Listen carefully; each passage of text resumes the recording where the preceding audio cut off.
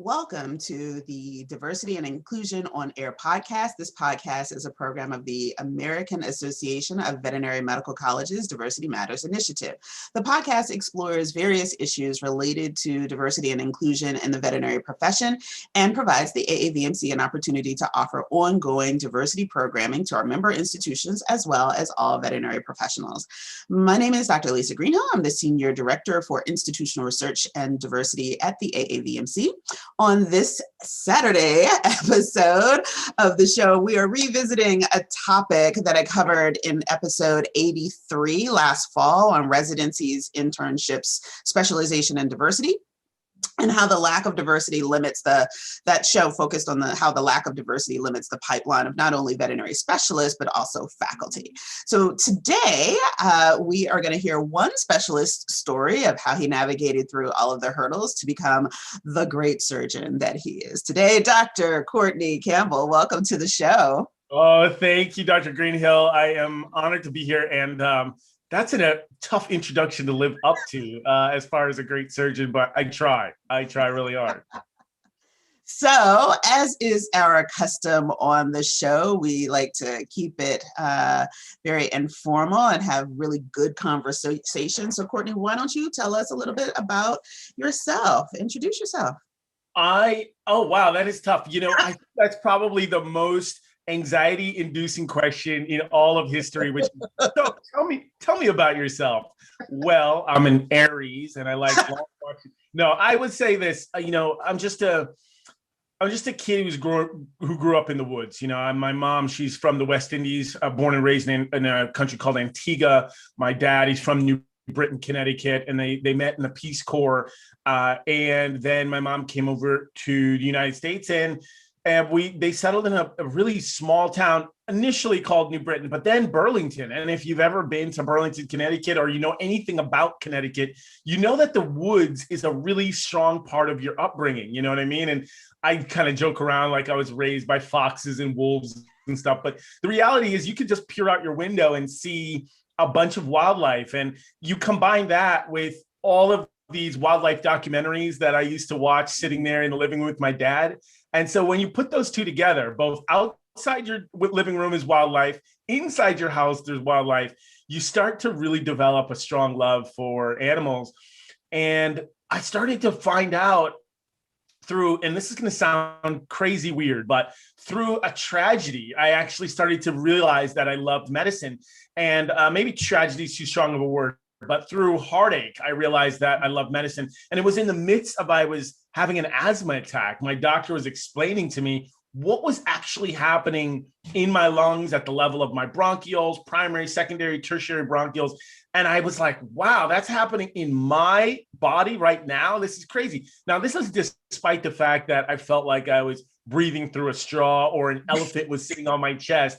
If you can feel like you're suffocating and still be passionate about physiology and medicine, you know for sure that, this is probably what you should do. And so I just combine those two, that love for animals, just being outside in Connecticut, and combine that with a love for medicine. And the two were, form that marriage of veterinary medicine. And then the journey starts. And that's what I'm happy I get a chance to talk to you about today, because for so many people, that journey is the axiom, the thrill of victory, the agony of defeat. And so you have your highs and your lows, your successes and disappointments. And that is really where that journey started for me. And then now all the way till I get a chance to talk to you. So a couple of things. One, I've driven from end to end of Connecticut, which of course is a fairly small state, right? It's one of the smaller ones, but I've driven there a few times. One of those, I admit, there's some bougie in the background. I like going to Martha's Vineyard. There we go. So it's like part of the journey. And I was like, and there are some double banjo kind of situations where you just keep driving and wow. It is really rural, and I don't think a lot of people realize just how rural Connecticut can be. And then the other thing I just have to say, as someone who also has asthma, I have not ever had the experience where they were telling me all about what was happening in my body. I don't care. Right. Where is the drug that helps me breathe? Yeah. I was too young. Listen, when you're young, you feel invincible. And knowing that the mortality rate associated with asthma is higher among African Americans, I should have been really worried. I should have been concerned.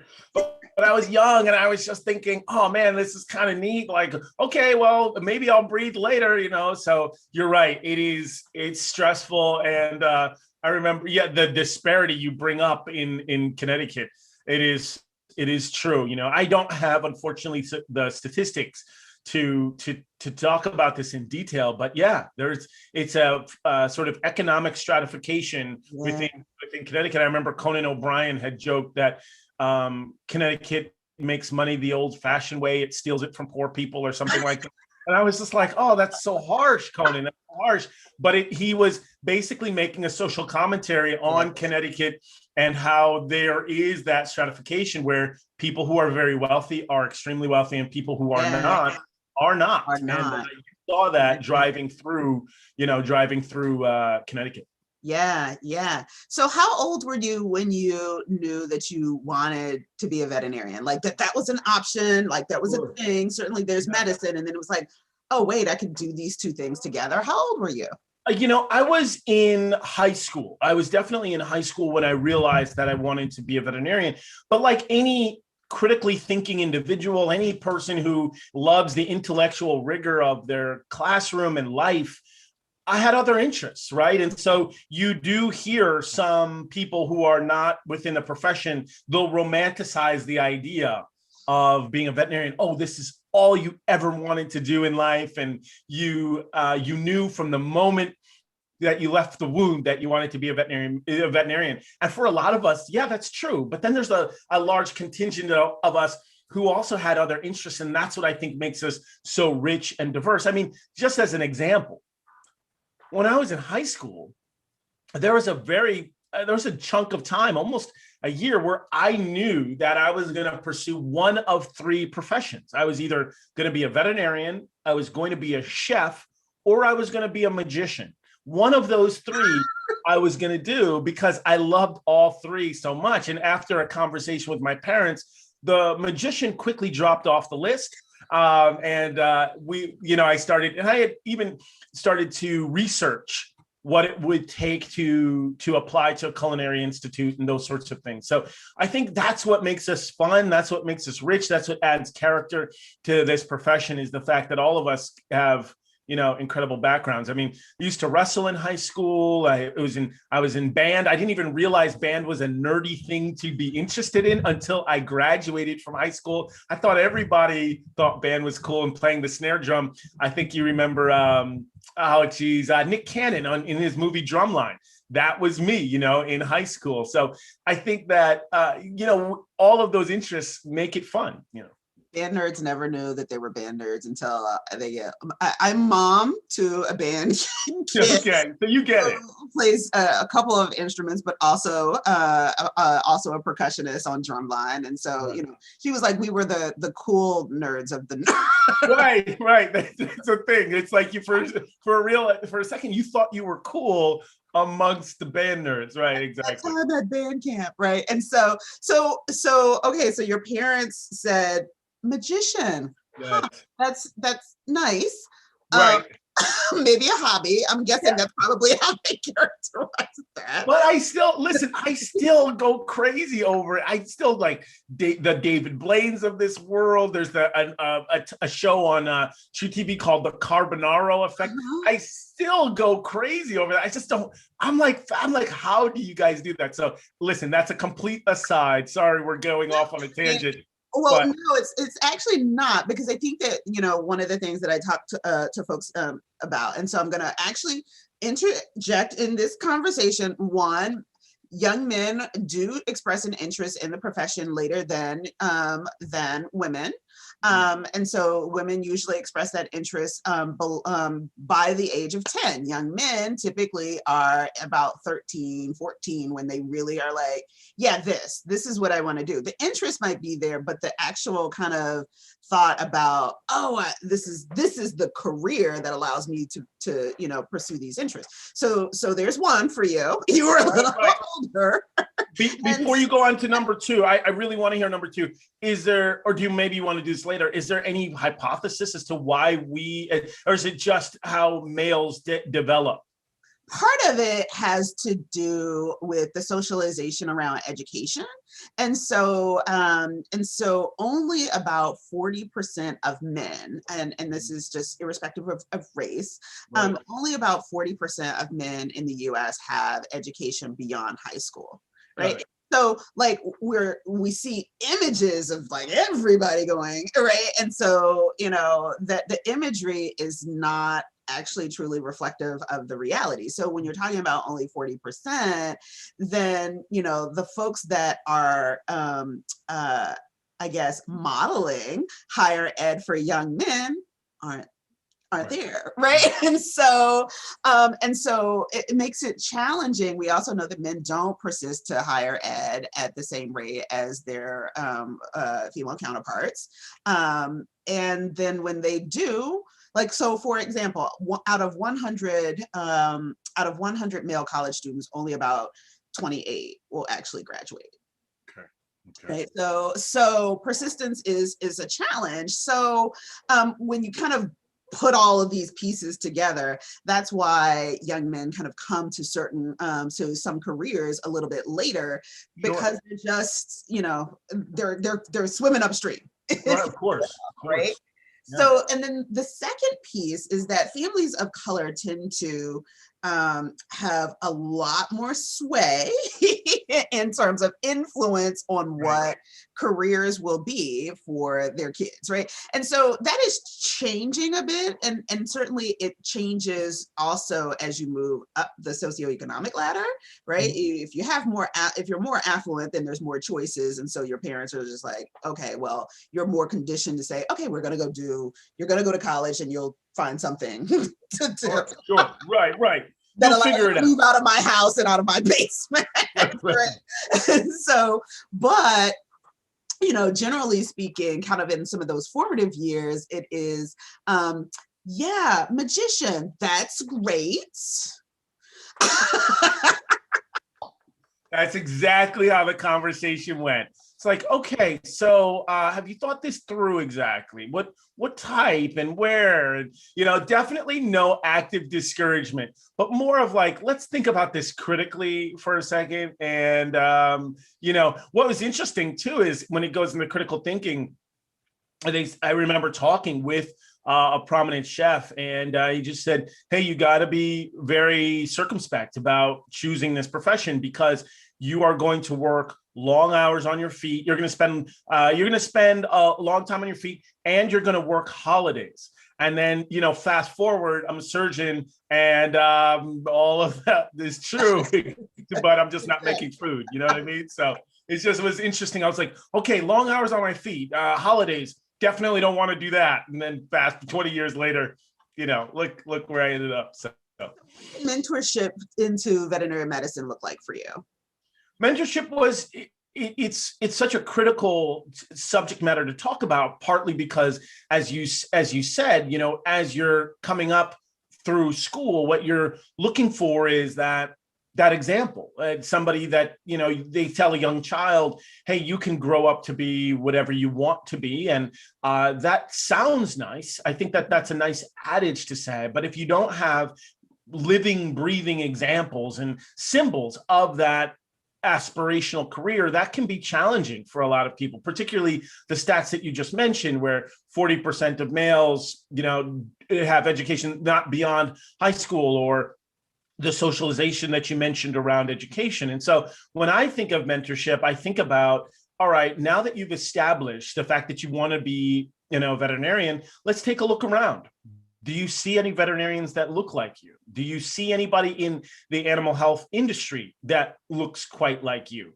And when you add that to the fact that, my upbringing, the animal health wasn't like a number one priority. My mom loves animals, dad loves animals, but culturally in the West Indies, and then also in Connecticut, in New Britain, all of those influenced my understanding towards animals. And I had to mature through that understanding, right? Understanding like, okay, this is what true animal health is about.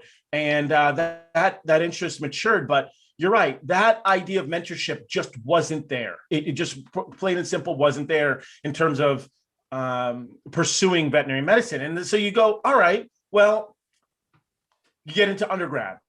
You start pursuing, you start looking into how to become a veterinarian in the undergraduate career. And there's still not strong mentorship there. And I didn't really understand just how stark and abysmal the statistics were in veterinary medicine until much later. I mean, I'm talking well into my veterinary career did I start to really look at the numbers and the percentages. And once I started to do that, it made sense why I didn't see the mentorship growing up. It made sense why I didn't even see it in vet school, not in undergrad, even as a veterinarian. It's because you take a look around and you say to yourself, oh, because there's not many of us. I mean, if you had put just veterinary medicine and just put a sort of like a class photo on the wall and just start from 2020 and then just walk through the hallway backwards, you know, not only would you see it predominantly white, but you would also see it actually goes from bad to worse as you go earlier and earlier. It's not like you see this gradual transition. It just goes from bad to worse. So I think, you know, if people are looking at the statistics now, and you obviously know the statistics better than I do, if you're looking at them now and you're concerned now, imagine a guy like me, you know, or older, who was going through that profession in that time and how challenging it was. Yeah. So you get to vet school. Sure. You jump these hurdles. You're like, the parents are like, okay, all right, cool. It's going to be a doctor. Nice. That fits, right? Right, exactly. He's going to be able to make good. He's going to be able to still cook and take care of himself. Right. More importantly, magician is no longer a possibility. Right. Yeah. Cross that off the list. No shade against the magicians. Like, exactly. They're doing really, really cool things. Right. Listen. Let's be clear. No magician shade. No magician shade. We love magicians. Yes. So how did you, where did you apply, and what was the application experience like for you? And so, clearly at AVMC, we've just put out a paper talking a bit about kind of some of the biases that are inherent in some of the requirements and just kind of the layers of potential for disadvantage. So what was the application kind of process like for you, last year? Yeah, listen, it's critical to bring that up, because that, I think, is where you could potentially talk about where the pipeline issues begin, right? And arguably, you and I have had this conversation both online and offline about the idea of pre-vet, where before you even get to be a pre-veterinary student in undergrad, there are some challenges, pipeline issues related to that. But because you and I are having a conversation about specialty veterinary medicine, I just want to fast forward in that pipeline and just kind of talk a little bit about undergrad and vet school and application process, like you mentioned. And that is, you start to understand the idea of network and what a network really is. Now, I don't necessarily agree with the adage or the axiom that your network is your net worth. But at that point, I started to understand how important a network can be, because the application process can be tricky. There's some nuances in the way you write a letter. For instance, when you're writing a cover letter, there's things that they really want to see. Number one, they want to see that you've shown a sense of maturity, that you understand what the profession is about. Number two, why you want to go to vet school, what's your story? And then number four, what do veterinarians actually do? You know what I mean? So what have you done to advance that idea, that pursuit? And if you don't know those four components, if you don't know that that's what they look for in a letter, then you're out to sea. And so my application process was, I wouldn't say strongly mentored, but I had to go out and seek that knowledge from my advisors. And I noticed that my peers were possibly getting additional information, or they, and listen, it's a competitive landscape, right? So I get it that they don't want to just put their business out there because somebody might take their spot.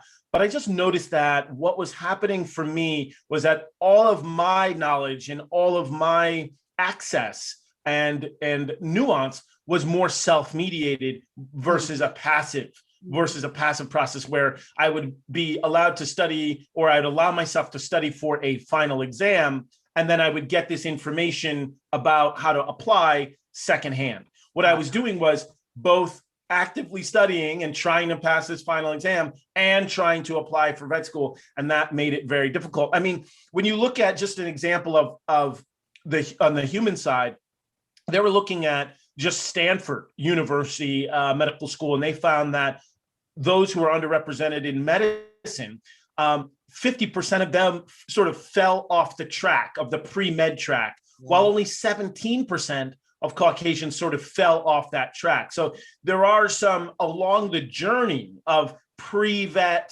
pre-med, you'll find that those who are underrepresented in the profession seem to just sort of become wayward or lose their path. And I don't think that that's by accident. You know?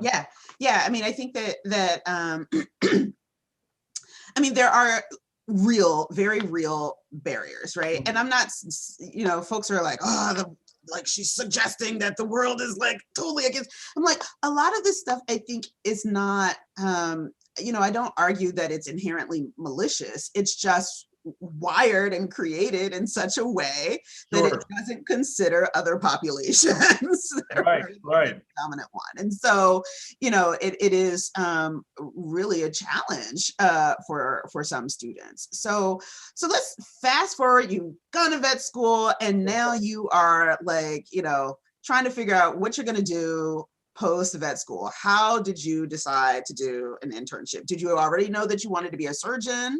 Sure.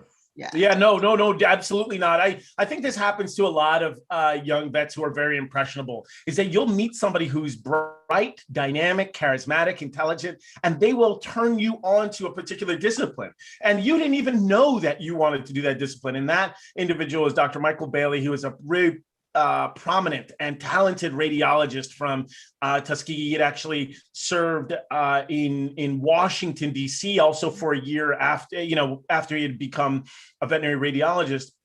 And so, or I think he was a lobbyist on behalf of veterinary medicine. I'm not sure exactly, but he was just a remarkable individual. And I remember meeting him and saying, man, I want to be like that guy. That guy's incredible. So in order to be like him, I need to become a radiologist. Well, I went all in. I went all in on veterinary radiology, and it was a wild experience, obviously, in light of because the ending, right, is that I'm not a veterinary radiologist, but it was also a remarkable experience because of the word barriers that you mentioned. And there are, we talked about some of the pre-vet or vet, how they fall off track.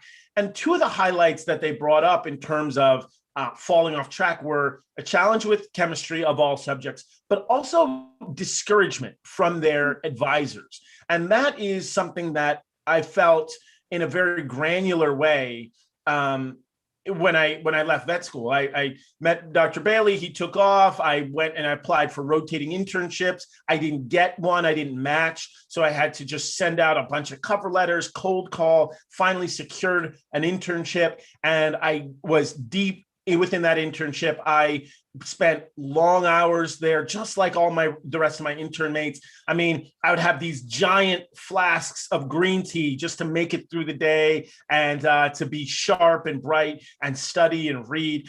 And I remember just putting my heart and soul into veterinary radiology. I'd done a presentation on an interesting imaging tool called PET scanning, or positron emission tomography, bone scanning. And I'd done all of these things. And when it came time to apply for residency, I was told that I wasn't actually residency material.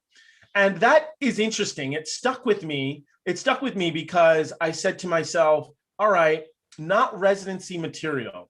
What exactly does that mean? And I felt like it was casting aspersions on me as an individual. It was a tantamount to sort of an ad hominem attack on who I was. And you'll hear different terms. And I don't want to necessarily call them microaggressions, but you'll hear different terms like, he's not as efficient, or he's just not residency material, or those sorts of things. And I just found that to be particularly pernicious, because it wasn't that they were these individuals were empowering you with the tools on how you could be better. Because let's take it for face value on prima facie. Let's say I was horrible, right? Which I don't think so, but let's say I was bad, right? That level of destructive criticism wasn't helpful for me going forward, and wasn't helpful for me going forward in empowering me to be better. And I thought it was unique to me, and I said, all right, well, Courtney, you just got to get better.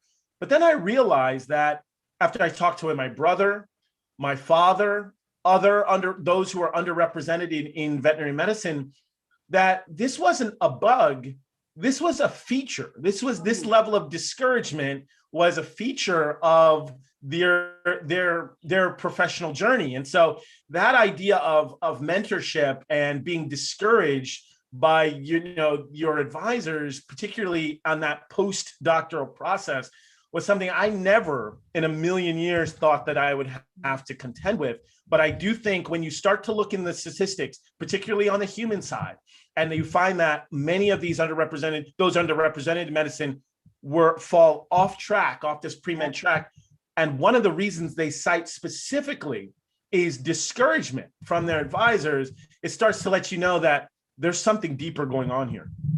Yeah, I mean, I think that oh boy, there's so much to unpack here. And one, I was looking at some data from last year's senior survey that is done by the AVMA, my colleague, Dr. Bridget Bain, and we were looking at the percentage of underrepresented graduates who go into internship, and it's statistically higher than their white counterparts. Okay. But then those folks don't persist. I mean, it's like nearly 1/3 of the graduating class last year went into to internship. Okay. But we look at the specialty data later, right? Or we look at if this is a part of a larger trend, right? Then why aren't folks persisting into residency? Right. So we might still be might still see, dramatically underrepresented populations, but the drop off is substantial, right? The drop off is substantial. And we're kind of thinking, well, gee, is the number of folks kind of going into residency and internship, reflective of desire, or is it also reflective of, this kind of, hey, you're not quite ready to go into practice. You need a little bit more time. So, do an internship and then you'll be, great. And you have, and you'll get mentorship and right? And so is that a part of a hidden curriculum that is discouraging, graduates of color from going directly into practice? Right. Or are they really interested in pursuing specialization? And then to your example, are they getting less than constructive feedback that says, great attempt, right? Right. But we don't think that you're really residency material? Because saying that you're not residency material is essentially saying, well, you're not material to be, you're not good enough to be a specialist. Sure. Right? Not good enough, right? And so it's pleasant, less direct way, right? Sure. But it raises this question of what does not only mentorship but positive reinforcement also look like, right? And so so you talked about you're studying, you got the giant thing of green tea. So of course I still drink that today. I don't know, it's probably a personal addiction, but yeah, you're right. You've got that. You bring up such a great point, because I think it's multifactorial, and that obviously. I'm preaching to the choir. You're more learned on this topic than I am. That it is not mutually exclusive. It is not trying to wrap it all up in a box and a bow and say, this is the reason. It's multifactorial. When you look at structural barriers and hurdles, there are some that you had mentioned, that some hurdles that you can just walk around. Like if you are more affluent, or if you are come from a majority demographic who you may have an ability to just go to undergrad and let's just see what happens. So, we've got a safety net. That's a way to walk around the hurdle. If you have a network in which people just know you and you are sort of passively receiving those exams, that's a way to walk around the hurdle. But then there's people who literally just jump over hurdles. Like if you are in an internship and you put down on your application process for a residency these following references, and I get your application and I go, I don't know any of these people, but I know where you worked there. I'll just call my buddy and I just go, hey, this person applied and I don't know any of the references, but I know you. What kind of person are they? And someone might think, well, that kind of stuff happens in every profession. But my point is, it might, but what it does serve to do is exacerbate, perpetuate, and augment these disparities within the profession, because there you have somebody who literally just jumped over a hurdle. So if you already have in the profession less than 2% within of African American, and again, I'm talking about African American, but I mean those underrepresented in general. If you already have less than 2%, and then the statistic is even more stark as a specialty, then you can see how these types of hurdles are, they can perpetuate that issue, particularly if someone like me was not able to jump those hurdles. Yeah. I mean, it's just really, these kind of walk arounds, jump arounds, sail arounds, right, sure, are, they're real. We don't talk about them, but they are very real in terms of creating access, sure, but for a very limited population, right? So, we also had this at AVMC, we just conducted our first well-being survey of residents and interns, led by my colleague, Mackenzie Peterson. And certainly we saw also that, the working environments for those folks are probably a bit challenging.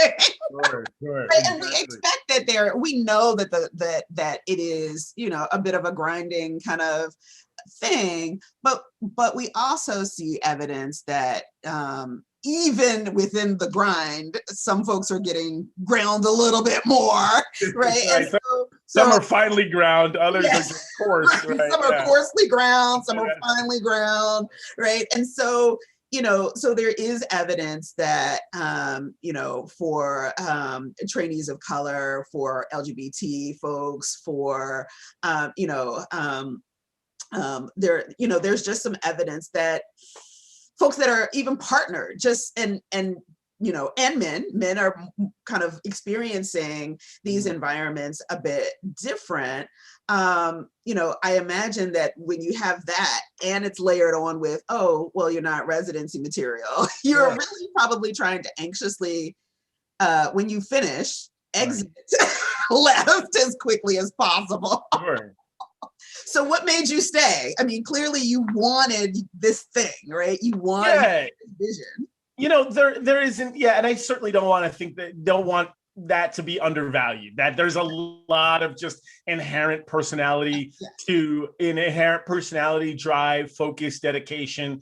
But, I guess the reason why I understate some of that is because I personally believe at this level, everyone has that. I personally believe that all veterinarians have drive, focus, determination, and the ability to work hard in the face of challenges. So I don't really think I'm special in that regard. I just think that and that's why I feel so honored and privileged to talk with you today about that journey, because, after I applied for my after I left vet school, I applied for a rotating internship, didn't get it.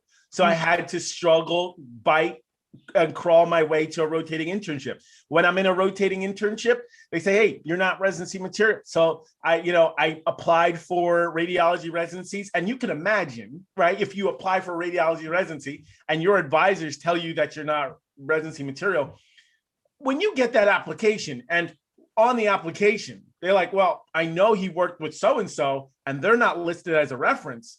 What's going on there? I didn't get a radiology residency, but around that time, something interesting was happening in the profession. It was becoming so competitive that you couldn't jump from what's called, obviously, but for other people, what's called a rotating internship straight into a residency. It was becoming so competitive that you had to do something called a specialty internship.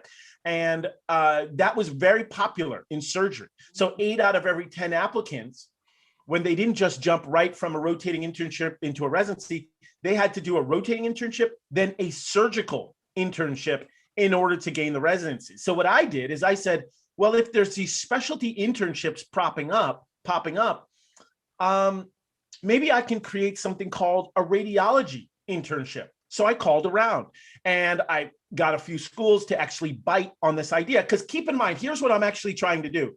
I'm trying to convince them that they need to create a position called a radiology internship and simultaneously convince them that I'm the best person for this new position that you've created. Right. But I did. I got one. I got a radiology internship. It was a remarkable. And they said to me, not only do you going to have a radiology internship, but it's going to blend in with a radiology residency. So it'll essentially be a 4-year residency. I said, hallelujah, this is amazing. I'm so happy about it. 2 months later, they said that they had a budget meeting and the funding for this new position they created fell out. Now, I don't know how true that was, but it was devastating, man. It was devastating. So I was like, all right. So I went back up to Connecticut. I worked for a year. And honestly, I know this is going to sound sort of overused and trite, but it turned out to be the best thing that ever happened to me because I discovered that I truly loved veterinary surgery when I was doing general practice. And then that's where the real journey started. So I applied for a surgical internship in Las Vegas. I got that. Then I applied for a residency, didn't get it. So then I said, all right, so you've done a rotating internship and a surgical internship, and you still didn't get the residency. What do you do? Where do you go? And I talked to a few people and they said, Courtney, you just don't know enough people. Again, back to that network, right? So I said, all right, well, how do I increase my network? They said, listen, if you do another surgical internship, right? And let's be clear. I mean, these are 1 year, they're tantamount to indentured servitude, right? Yeah. So I'm like, all right, let me do another. So I jumped from Vegas to LA. I do another 1 year surgical internship. So now I've done a rotating and 2 1-year surgical internships. I'm the intern king. I've done 3 internships. Now it's time for residency. Let me apply. I don't get it. And now I have no residency after doing 3 internships. And I'm like, what do you do? Where do you go? Do you just back it up? Because doing the same thing and expecting a different result is the definition of stupidity, right? So I said, all right. And I just started working, and I walked into a practice where I was doing a relief or per diem veterinary medicine. And they said to me, hey, thanks for coming in today. You did such a great job. I said, oh, thanks so much. And they said, my understanding is that you were looking for a residency. And I said, yeah, I mean, I've been pursuing one for the past 4 or 5 years. They're like, well, our surgeon is looking for a resident, that sort of thing. And literally on a Friday night, I became a surgery resident. So just like that, after I had been pursuing it for so long, it just materialized. And my point in telling you this sort of agony of defeat story is that, number one, if you are not achieving what you would like, the goal there for me is not necessarily to bang your head against the wall and expect a different result, is to turn your navigation system on and start rerouting, recalculating, figuring out, rejiggering how you're going to get around there. And for me, it was doing another surgical internship. For others, it's do an orthopedic fellowship.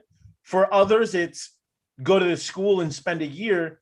But if you don't have that safety net, if you don't have that financial safety net, which I didn't, by the way, I was eating a lot of canned tuna, and nothing, no disrespect to those who like canned tuna. It just wasn't my. But yeah, it, You let's just get clear, it's a bit of a struggle meal sometimes. sure, it's a little bit of a struggle. So that's my point. There is recalculate, renavigate. If you are an underrepresented in veterinary medicine, it will be difficult to do that, particularly if you come from, let's say, an underfunded school where you don't have access, where they, STEM is underfunded there. Let's say you don't have the ability to either walk around hurdles, jump hurdles, or sail by hurdles through either implicit bias, through your network, through passive absorption of nuance for test taking and application.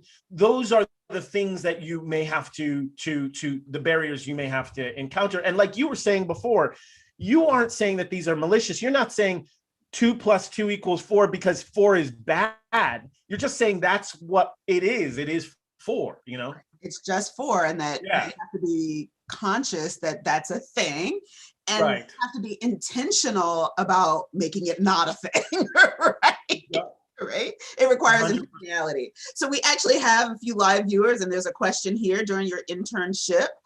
People are watching this live. No. Let me look better.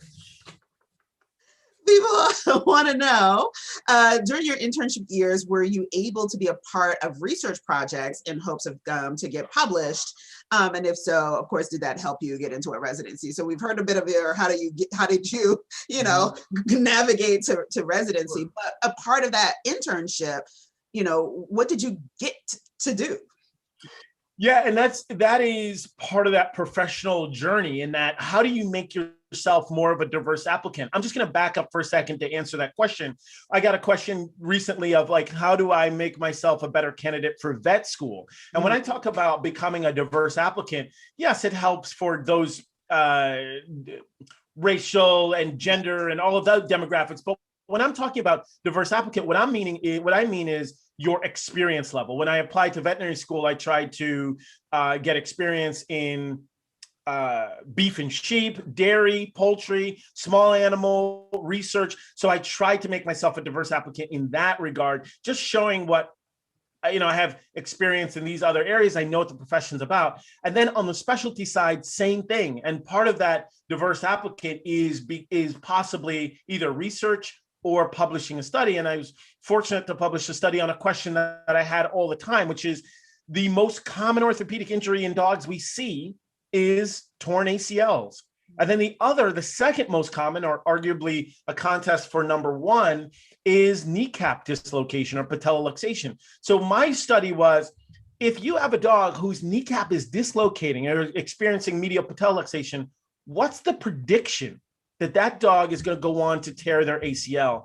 And so I just poured over research. It was a retrospective study, which arguably isn't the most powerful as like a double-blinded placebo-controlled study. But what I did is I just poured over research. My mentors helped me, and it answered that main question. And interestingly enough, there's obviously surgeons all across the country who cite that statistic because it becomes very relevant in conversation. My dog comes in, his kneecap is popping out. I get the pet parent who asks, okay, well, his kneecap's popping out. What are the chances he's going to tear their ACL? And they'll say, well, according to a paper, written by Campbell et al. In 2010. So my point is, it was a fun paper. And if you're not interested in research, just find a question that you've always wanted to know, or something that has not been explored, and put your heart and soul into that question. Because research, if you're not inclined to it, it can be an uphill battle. It can be a long slog. So you just find that question that you really want to answer. Yeah. Good. So yes, we are live. So here we go. Another question. Do you have any experience with the Possibilities mentoring program? If so, your thoughts? Oh man, I think Possibilities is a fantastic organization, and Valerie and Sethar lead that organization. And what's remarkable is the speed at which they've been able to get things together. I'm talking about online portals, mentorship activities, talks, events, and just the volume that they're able to put out is incredible. But here's what I will say is this, is that I'm heartened by the fact that when we're having this coalition of consciousness in this country, where we're all examining and really taking a magnifying glass to the spirit of social injustice and social change, diversity, equity, and inclusion. And what's happening is, I feel there's been like a league established where there's affinity groups, excellent groups like Possibilities. Sure. There's the AVMA, DI Commission, ACVS, DI Commission, and DVMC, which stands for Diversified Veterinary Medicine Coalition.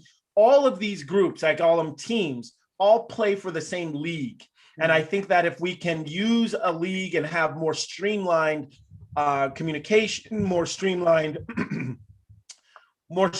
promotion, of what's happening, so that we don't necessarily concentrate all our efforts in one spot, I think that'll be great. Because an organization, and you mentioned Possibilities, an organization like them can help to address specific pipeline issues that maybe AVMA can't address because of the speed at which the organization moves, or maybe ACVS can. I mean, and I mentioned ACVS because you and I are talking about specialization, but I just find that they can all help. Now, here's one critique I've heard, and I'd be very curious to know, Dr. Greenhill, your position too, is that the one critique against this league, these teams on this league, is that we are becoming over balkanized, right? There's too many of us, and we're not necessarily communicating to advance the effort in unison.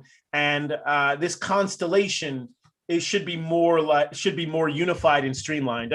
That's the only necessarily critique I've heard about this recent awakening. Yes, that would be a challenge that I see. I think that as groups, particularly the affinity groups that are a bit more identity based, as each of these groups kind of are taking the hit, if you will, right? So last year, and even now with the Chauvin trial actually happening, like, as we record this, certainly, so much attention has been on African Americans, but then you've got issues around immigration. And so, our Hispanic and Latinx brothers and sisters and non-binary folks are like, hey, like, what's going on with our folks? And Then, of course, COVID has uncovered, because it's not new, but uncovered and made it rise to the surface, this horrible anti-Asian American sentiment, that there's this kind of, there's a little bit of what about us, right? And I don't criticize that, because I think that it's true, and that we need to pay a lot of attention to each of these experiences. But in terms of kind of that systemic level, where we're trying to drive change at the systems level, which is where it really makes a difference, I think that I'd love to see us really kind of get it together, pull it in, and huddle and do that, because individual change is great. We want individual change, right? At that local level, anti-racist, But if we really actually want to see real change, you gotta go at the systems level. You gotta attack that. Some of these things that, again, weren't necessarily designed to be exclusionary, but they were created in an environment and with a lens that didn't include anybody else. Right. So we have to kind of, strong elbow in there. So a couple other questions, but I do want to get back to this story about kind of, I'm interested in hearing what you see as opportunities with the specialty colleges now. Because when I did the show, again, low key, shout out episode 83, go back in the podcast and listen to it. A lot of your colleagues were on live watching, and they're like, shout out our organization, we're working on it too. Wait a minute, like, the radiologists are cool. Like, wait, the bovine people. Like, and so everybody was kind of online saying, us too, shout us out. So, that's awesome. So working on it, But what are the opportunities that you see for the specialty colleges to advocate and make change? I see an opportunity for specialty colleges to make change by looking particularly at leadership, right? If I was to pull up just an image of the leadership, the leadership of these specialty colleges, what does that look like? And what has that looked like the past 20 years? Because mentoring to me isn't necessarily only one-on-one. Sometimes you might see symbols, mentors who are just a little bit distant from you, who are in leadership positions. You're like, that's my mentor. And what can happen is that once you see living, breathing examples of that, that can stimulate interest, but it also can open the doors to passionate and more diverse and more less homogenous, I should say, less homogenous profession, more pluralistic inclusion in the profession. So I think that for me, when I think about opportunities, I'm so happy to see, just like what you said, particularly in my college, that the establishment of a hardworking group of surgeons who are, even though they have their own day jobs and we're all super busy, as they still carve out time to, number one, create an organization and all the trappings that go with an organization, mission statement, bylaws, all of these sorts of things, working on establishing an online repository for information and connection, which is a website. And like you said, that's happening across disciplines. Now, if you wanted to gather together all of the those who are less represented in veterinary medicine in these specialty fields, you might gather maybe, I don't know, 100 or less than that across 10 different disciplines. Yeah. So I think that there's definitely an opportunity there for those who are in specialty medicine, regardless of whether it's surgery, internal medicine, radiology, poultry, large animal medicine, is all of us to say, all right, well, there is active process and an active effort happening on the primary care level.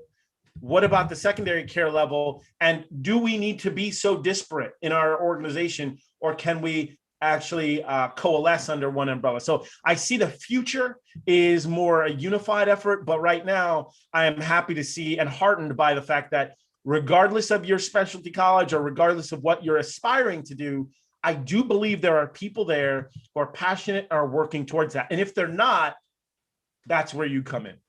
Yeah. Great.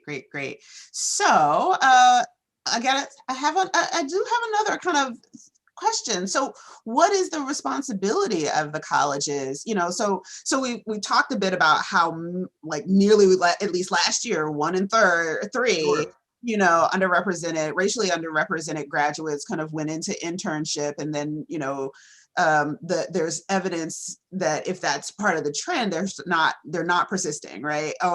Or maybe they are just not showing up yet because they had an experience like yours, where it's like, okay, so there's a lag time of 2, 3, 4 years or whatever, right? So what can the specialty colleges do to kind of nurture interest among underrepresented students and soon to be graduates, and kind of what needs to happen even in the internship kind of space to nurture and encourage persistence?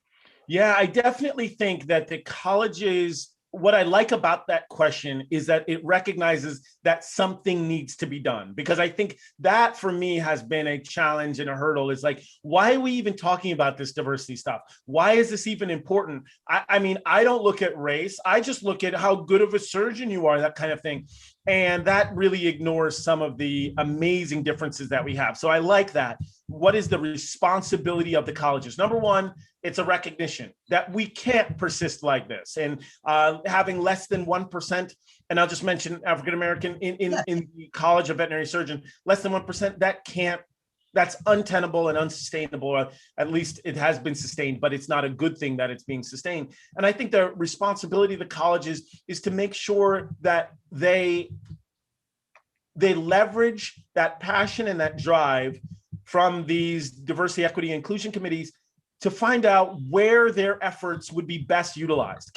Let's take the ACVS, can we reach back towards veterinary school and visit veterinary schools and partner with veterinary schools and highlight individuals who have taken an interest in surgery so that they are aware of our college and how much fun it is and how fulfilling the college can be? Should we also do that on the internship side? So should we provide continuing ed and access to continuing ed so that people can say, wow, this is a really fun and enjoyable experience to possibly join ACVS? And then undergrad, should we also be highlighting and showing those who are in the pre-vet track or just in the healthcare track, whether it's dental, nursing, veterinary medicine, and ACVS, reaches out to those individuals? That can definitely skew some people like, hey man, I mean, I was for a month, I was thinking about podiatry.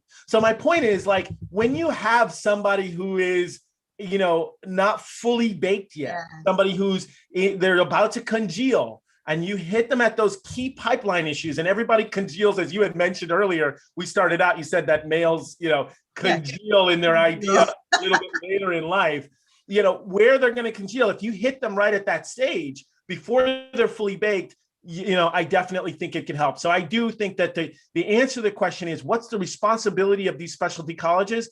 It is to reach out all along the pipeline and connect and either partner with organizations, schools, or individuals to highlight their college.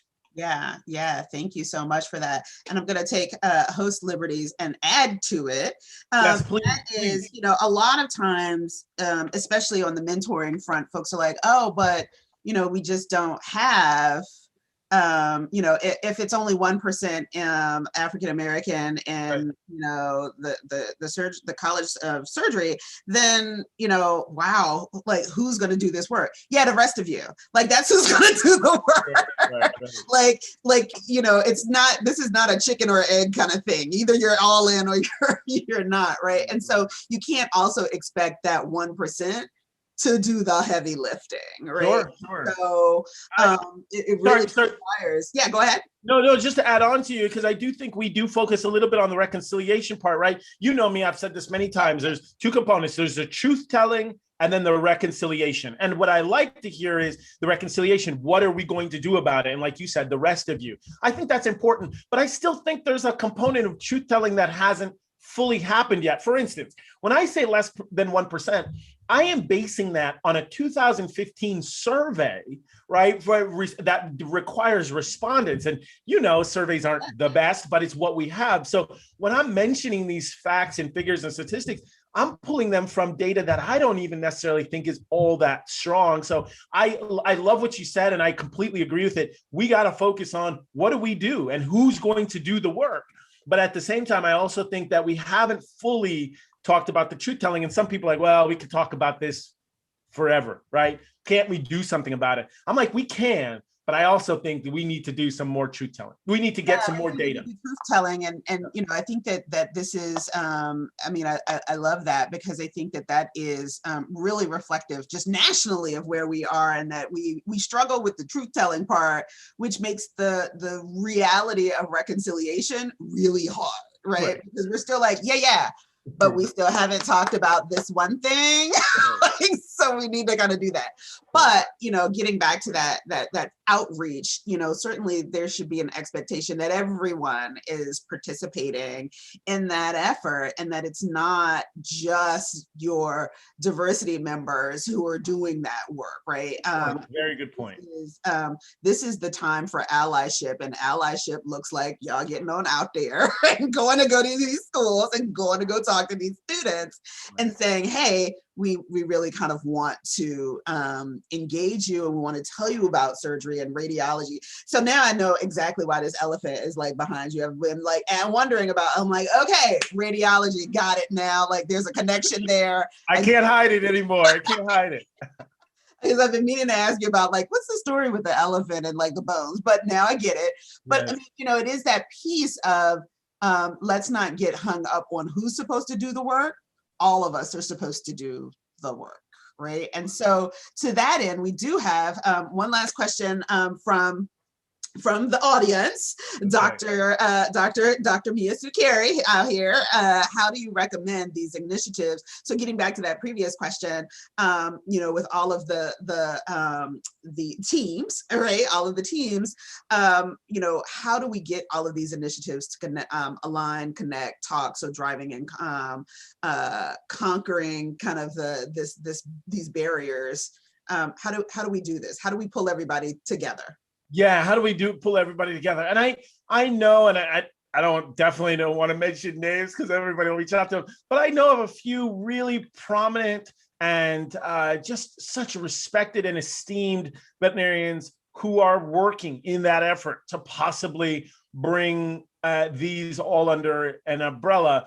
How we work together is, I definitely think that it's important, like you saying, for us to communicate and for us to basically show what's happening out there, so you can say, oh, hey, wait, Possibilities are working with this particular organization. They're doing outstanding work on the high school level, or ACS is doing outstanding work. They're partnering at the university level. They're working at HBCUs. And so as we promote these events, as we stay connected in these events, people will see what's happening. However, you are right. There is not a centralized location where we can all get together and say, hey, here's what all the affinity groups are doing. Here's what all of the diversity organizations are doing throughout the specialty colleges.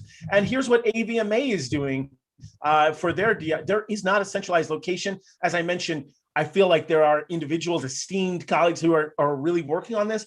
But most importantly is, I think a lot of us are just now starting to get our house in order, right? So the ACVS and DI, we're like, hey, what is our website going to look like? What are we going to do? How are we going to do the work? And it's going to be difficult for all of us to come under one umbrella when my umbrella is not fully extended yet. So we got to fully extend our umbrella, I think, before we can get under one big one. But I think that's so critical, is the communication. I'm so glad that question was asked, because it's so critical that the communication should be streamlined. It shouldn't be, a constellation. It really should be like a coalescence of all of these for one effort. All right, great, yeah. Wonderful. Yeah, and I do want to actually shout out Dr. Carey, because she does kind of help facilitate a group with a lot of the affinity groups, and kind of talking about some intersectional issues. So shout out to you, Mia. And not only, yeah, exactly. And not only that is, I know that this effort has been getting a lot of attention in 2020 and 2021, but Dr. Carey is one of those individuals who's been doing it for decades, right? Who's been putting in the work for decades. And a lot of them, and they could ask this question, a lot of them have not, but it's like, where were you guys 20, 30 years ago, right? But they're just focused on the now, they're focused on the present, and they're about moving forward. But they absolutely could be asking us that painful question, where were you when we were doing it? So yeah, I appreciate and applaud. That is, yeah. And I think that it's really important for folks to also recognize that, and I know some people are like, what I'm about to say gets kind of controversial, because folks are like, but we are, like, veterinary medicine is a microcosm of these national discussions, right? And I love this profession. I've spent most of my career in veterinary medicine. Love y'all. Not special, not that different, not that unique. There are definitely some unique things and attributes, but on the whole, still pretty reflective. Sure. Okay. Well, it's good to know that we are. That's such a powerful point, in that as we look at and take a magnifying glass to this whole issue, that veterinary medicine is not immune, or we're not immunized to it, because some might think, well, how important could it be in your profession? The focus is the animal, and animals can be tremendously unifying, and it brings disparate groups together because we all love animals. But we're not immune to this either. And we haven't been immunized simply just because the focus is the animal. We need to think about how the healthcare practitioners interact with each other. And that's where you'll see some of the issues that we're bringing up today.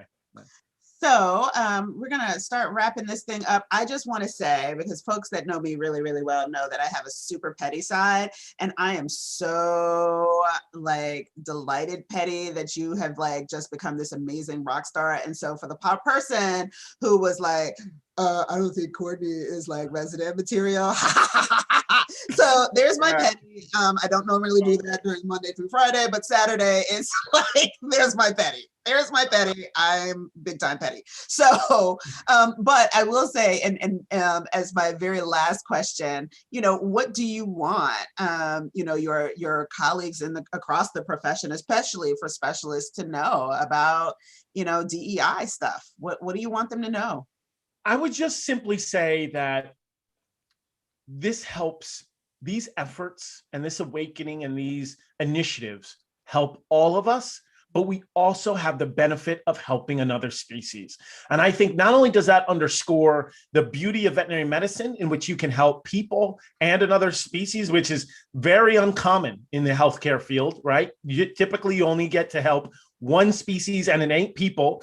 I mean, one species, and it tends to be people, and it's definitely not two species at the same time. Right. But I just think these initiatives and these efforts have the ability to help not only us, but it helps to get animals better care. Because when you have somebody who has cultural, you see somebody who looks like you, who's culturally been through what you've been through, who you see yourself in them, that helps bridge the gap of some of the healthcare disparities and biases that we have seen perpetuated for too long. And then secondarily, it helps get animals better care. Because if you can see as a pet parent or wherever you are, as an animal owner, whoever you are, and you see in your doctor somebody who looks like you, culturally has been through what you do, they tend to resonate better, the medical advice towards that pet. So. Yeah. All right. Thank you so much for getting up on a Saturday, having this conversation. I just so admire you. I really, you know, I think that you know, this last year has been a real challenge for those of us that work in the DEI space.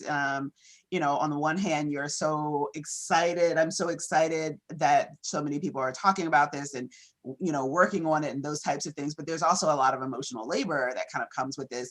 But, you know, I can count some of the joys of my life in this last year certainly have been included, and, you know, and meeting and chatting with you from time to time. And I really just want to say thank you for that. I really, really genuinely appreciate that. So, well, thank you. Like I said, I've had the pleasure of having you on my podcast. I've seen your profile, which, you know, it's been tremendous, just skyrocket. And like I said, it is like I said, a true luminary to be able to talk with you. And like I said, it's an honor. So I've had a lot of fun.